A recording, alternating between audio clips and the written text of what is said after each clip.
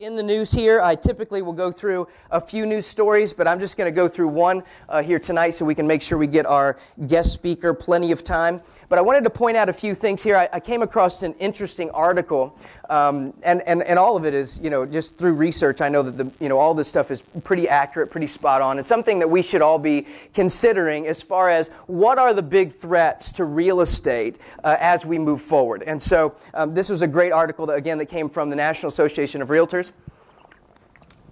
And so I'm just going to point out a few of these that I think that are worth just paying attention to. They went through, there was 10 of them. I'm only going to go through 7 or 8 of them.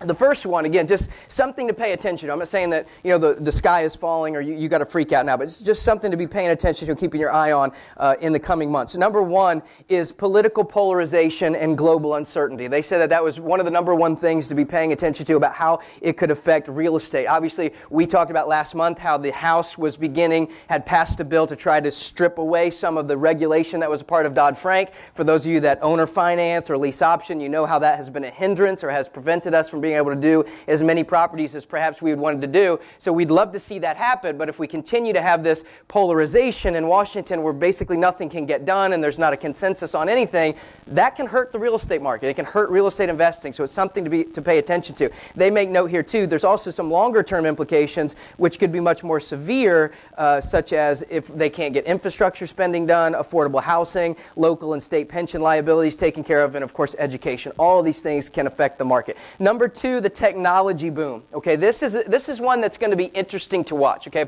Because we've seen complete shifts in industry, right? And so as we get into automated self-driving cars, right? And locks that we can open up. This is going to pertain more to realtors than anybody else, right? Locks that we can open up with a phone. Floodlights where we can watch who's going through the house, right? And self-driving cars are certainly going to be a reality very soon. That one's just, that's just going to happen, right? And so if you could now, as a buyer, jump in a self-driving car, have that car take you around to all of the available listings that you put into a criteria as what you're looking for, all those listings can open up based on some kind of code or algorithm or some kind of thing that they give you that you scan, and they know who you are, they can make sure the house isn't vandalized or whatever, they can watch you with cameras.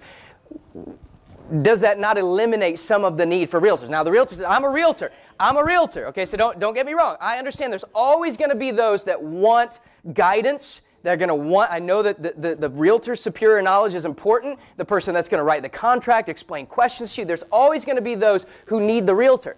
But you also know there's also some of us that we're just DIY people, right? We're going to do it ourselves. We're going to fix stuff at our house. We're not going to hire the contract. We're there to save money. And so if there was some kind of, where the seller would take a little bit off the house if you're not working with an agent, and a lot of the things that the agent does can be automated, is that going to change the industry? It's just something to pay attention to. And how, well, maybe not affect us as much as realtors, but it's certainly very interesting to pay attention to. I mean, you thought like books, right? When ebooks first came out, we're like, oh, this is all the rage. And then like nobody wanted them. So like, well, I guess all the bookstores were like, whew, I guess nobody cares about that. And then like 5 years later, everybody started adopting them. And it's like, oh, the bookstores all started going out of business. Right? We've seen now we're seeing retail, not just books, but retail. Amazon owns everything, right? I mean, pretty soon it's going to be like, you don't go to Amazon. You just click on Internet Explorer and Amazon comes up. They're like the only website, and that's all there is. There is no other web page available, right? So they got grocery stores, and they're running everything, right? And so you're seeing huge shifts in the way that's happening, and that's going to make a big difference in our industry. It's just something we should pay attention to. Number 3,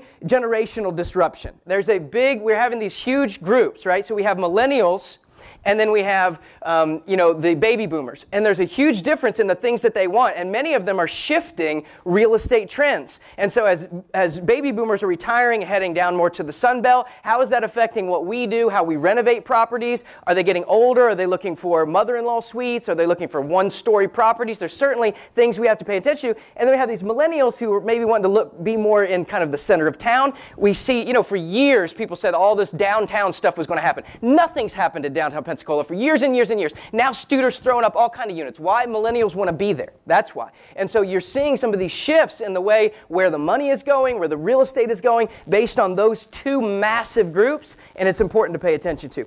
Number 4, retail disruption. Okay, we just mentioned that just a second ago. As we see this is an interesting thing that could affect you as an investor that we should pay attention to. Again, the whole Amazon trend. If we start to see less and less brick and mortar retail, that's going to mean a lot of these commercial centers are going to start close up. So some of these deals that Robert Preston just did, some of these commercial buildings, you're going to see a lot less commercial, right? You're not going to need the strip malls because everybody's buying everything online. So it's great to own stock in UPS and FedEx and all these shipping companies, but where is the market for some of this commercial? You're going to see some of that start to shrink. So the big question is, when those that have made their living for decades investing in commercial real estate, if other than investing in Amazon, which would probably be a good idea, where are they going to put their money? Are they going to start looking more towards the residential side? And if they start looking for the residential side, is that going to increase competition and change things for us? Certainly just something to pay attention to. Number 5, housing disparity, right? We're seeing big difference in the fact that affordable housing is becoming less and less accessible. Now, the government's tried to force that. Subprime lending became a big disaster. But certainly the more homeowners you have in maybe like an urban area or a lower income area, they become kind of the anchor to that community, and it cuts down on crime and all that other stuff. And so it's interesting to watch this, because those of us that are rehabbers, we like when people can buy homes. So we like it when financing is a little bit more flexible. Those that are landlords love it when more people can't get financing and have to rent. But it's kind of a double-edged sword, because if tons of people have to rent and can't buy, the neighborhood you just bought a rental property in is going to continue to go down and down and down and down in value if there are no anchored homeowners that are keeping, quality, taking care of their yard and all that kind of stuff in that neighborhood. Next one, threats to the middle class. If you guys haven't paid attention kind of to the income numbers, in 2007, middle class income was $57,403 per household. 10 years later, $57,909. They've gotten a $600 raise in a decade, okay? So what is going to happen to the middle class if housing affordability continues to kind of pinch them? That's something to watch. Emerging role in healthcare and real estate. It goes right back to the baby boomer thing. Those that I don't know if he's here tonight, but I've got a friend who's looking at converting his house into an assisted living facility. That is certainly going to be in huge demand as we move forward. And again, these baby boomers continue to age. So it's something else to pay attention to. When we renovate houses, are we going to start doing more mother-in-law suites? Are we going to start doing certain things that are going to cater to that aging generation that's getting older and older? Okay, and the last one here I want to point out to you before we move on here is immigration. And that's a huge, we have a president now who has made it, put it at the fore as far as talking about immigration.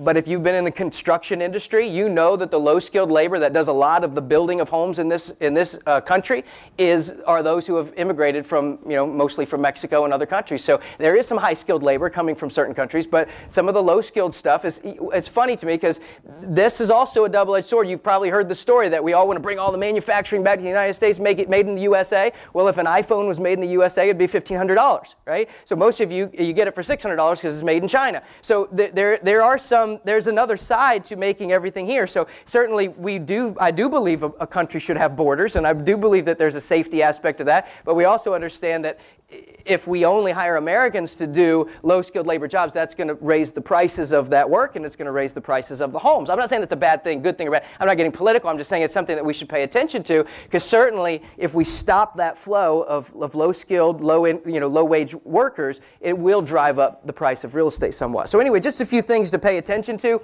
When I read the article, I thought it was really interesting. But anyway, we just try to kind of keep you guys up to date with some of the trends and things going on and seeing how that affects real estate.